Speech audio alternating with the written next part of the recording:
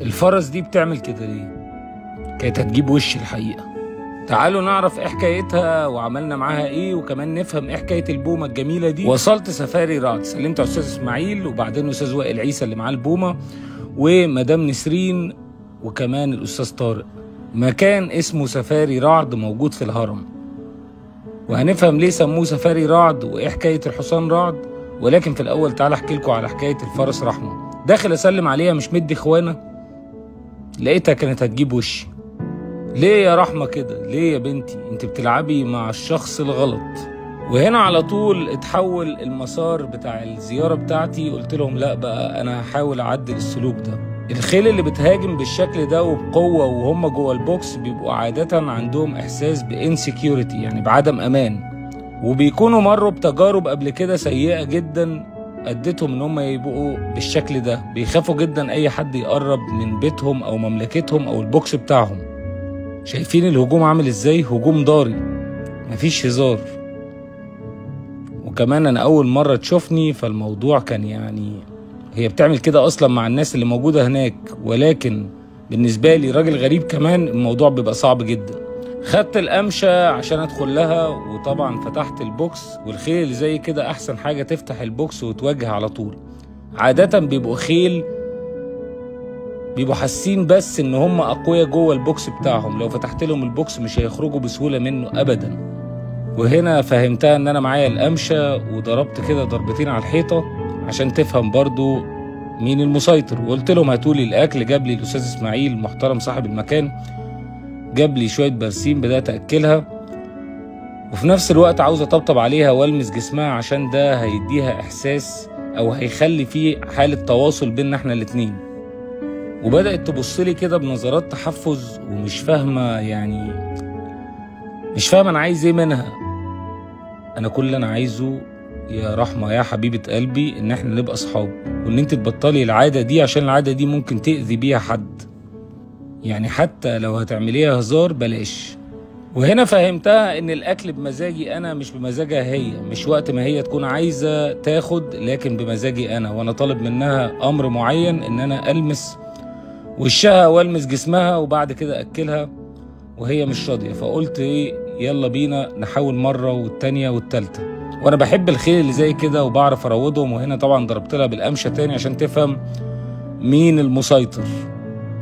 وبعدين بعدت القمشة خالص ودخلت عليها، مدت لها ايديا الاتنين وفهمتها ان انا مش خايف منها وان انا هديها الاكل، بس هي تسمح لي ان انا المسها ويحصل بينا تواصل. وحصل الحمد لله.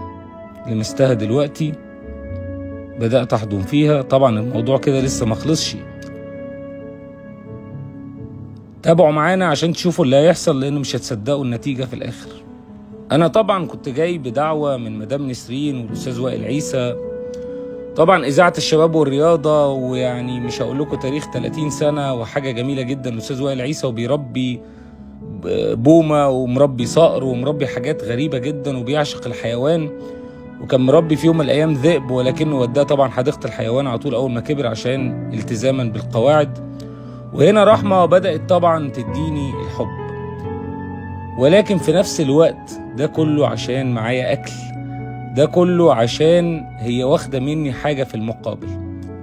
انا عايزها دلوقتي تطلع بره البوكس لوحدها. الخيل السعيده او الخيل الطبيعيه لما تفتح البوكس بيطلعوا بره على طول. الخيل اللي بتحس بعدم الامان زي رحمه صعب جدا ان هي تسيب البوكس بتاعها بسهوله، حتى لو انت فاتح البوكس على الاخر زي ما احنا عاملين. حتى مع الاغراء بالاكل اقول لها اطلعي مش راضيه. بنحاول اهو. مهم جدا ان هي تطلع بره البوكس. مشيت خطوتين. طبعا الاستاذ اسماعيل هو منتج سينمائي ومنتج تلفزيون، وبرضه زي الاستاذ وائل عيسى ابن ماسبيرو. يلا يا ماما، يلا يا حبيبتي، يلا هنخرج بره مع بعض. بره طبعا هتشوفوا هتعمل ايه.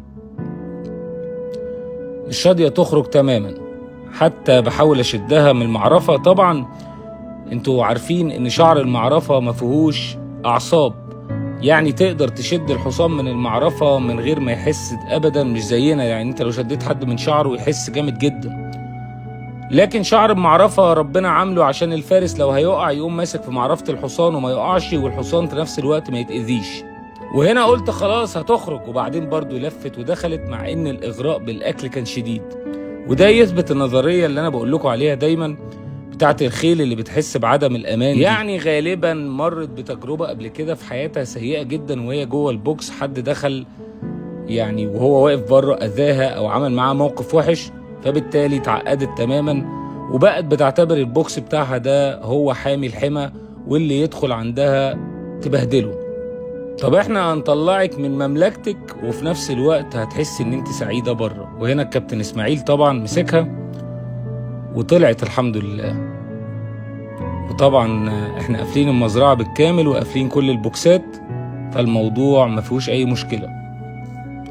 وهنا قلت له سيبها لي بقى وخليها معايا. قعدت طبطبت عليها شوية وحضنتها والحمد لله الامور طيبة. وبعدين قلت له يلا ندخلها المنيج. هو مسكها من ناحية وانا من ناحية ودخلناها المنيج عشان نسيبها. هنا بقى هكمل معاها الجزء المهم جدا. هل يا ترى يا رحمة هتحبيني ولا لأ؟ هنبقى أصحاب ولا لأ؟ طبعا أستاذ وائل عيسى قاعد معاه البومة، وهنا هي قاعدة تجري وتلعب، وحبت برضو تعمل حركة ولا حركتين كده بس على بسيط، يعني أقل طبعا كتير جدا من البوكس. ولكن هي لما بقت في المنيج لوحدها وحست برضو إن ده مملكتها. هنا البومة شايفين الجمال ده؟ أنا طبعا في الجزء التاني من الحلقة انتوا مش متخيلين انتوا هتستمتعوا ازاي مع البومة دي وهتفهموا معلومات عن البوم عمركم ما كنتوا تتخيلوها. وطلعت البومة ملهاش دعوة بالتشاؤم، بس ده موضوع تاني. المهم رحمة بدأت برضو تتوحش وقاعدة جوه المنيج أو جوه الملعب، وأنا قاعد بشرح طبعا لمدام نسرين. مدام نسرين إعلامية قديرة ومعدة برامج ومقدمة برامج، وفي مجال الإعلام بقالها فترة كبيرة جدا جدا. وبصراحة الناس دي من أجمل الناس اللي شفتها في حياتي. وهنا طبعا بقى ده اختبار بنشوف هتعمل ايه في اللحظة دي. بستني الأول وبعدين ايه عملت لي حتة كده، قمت نزلت على طول اخترق السبيس بتاعها الجديد أو المكان بتاعها الجديد اللي هي رسمت حدوده لينا ولنفسها.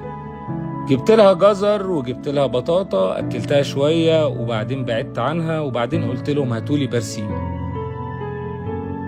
لما يجي البرسيم بقى احنا هنعمل اختبار مهم جدا. هنأكلها شوية وبعدين نرمي البرسيم في حتة قدامها وناخد شوية في ايدينا ونشوف هل هي هتروح ليا ولا هتروح للأرض. يعني هنحط قدامها بالظبط برسيم وانا همسك برسيم في ايدي ونشوف هتجيلي ولا هتروح للأرض. لو راحت للأرض يبقى هي لسه حاسة بعدم أمان وحاسة بخوف، ولو راحت لإيدي يبقى الموضوع بدأ يتعالج واحدة واحدة. هنا طبعا بتحاول تفرض دومينيشن وبتحاول تقول لي هات الأكل. قلت لها لأ مش بمزاجك، ده بمزاجي أنا. لازم تتعلمي الاحترام يا رحمة، ده انت اسمك غالي عليا جدا، ده انت اسمك على اسم الغالية الجميلة أم رجل واحدة حبيبتي. وهنا طبعا بنزل تحت مستوى النظر بتاع الحصان عشان الحصان دايما يطمن اكتر. وما تعملوش طبعا اي حاجة من اللي انا بعملها تماما عشان الموضوع ده مش هزار. التعامل مع الخيل قد يكون له عواقب وخيمة. وهنا طبعا برملها على الارض البرسيم وبعدين بعدت عنها وبشوف بقى هتروح للارض ولا هتجيلي. ده الاختبار الاول. راحت شمشمت في الارض شوية وبعدين سابته وجات لي، مع ان اللي في الارض موجود وتحت يعني اقرب لها من اللي في ايدي. ولكن ده اثبتت لي شوية ان هي بدأت تثق فيا وتحبني وتعتبر ان انا الماستر بتاعها او ان انا السيد بتاعها. هنا سبت لها برضو شوية تانيين في كذا حتة، راحت برضو شمشمت وبعدين قررت برضو تيجي معايا انا. رحمة الجميلة فرس بجد فيري سبيشال، جميلة، يعني حصل بينا تواصل وحب جامد جدا.